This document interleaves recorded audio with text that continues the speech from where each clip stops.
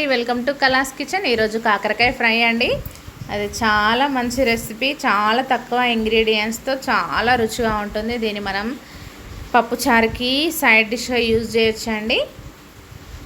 దానికోసం కాకరకాయల్ని శుభ్రంగా కడిగి ఇలా ముక్కల కింద కోసేసుకొని పక్కన పెట్టేసుకోండి. ఆ తర్వాత కడాయిలో నూనె పోసేసి నూనె కాగిన తర్వాత అందులో ఆవాలు వేసి అవి చిటపటలు ఆడేంత వరకు వెయిట్ చేయండి. ఆ తర్వాత వాటితో పాటు జీలకర్ర కూడా యాడ్ చేసేసి వాటిని దోరగా వేయించేసుకోండి.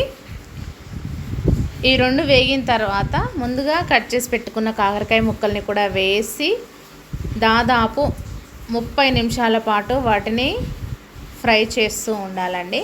సో వీడియోలో చూపిస్తున్నట్టు మూత తీస్తూ కలిపేసుకుంటూ దాదాపుగా 30 నిమిషాల పాటు వాటిని వేగనివ్వాలి.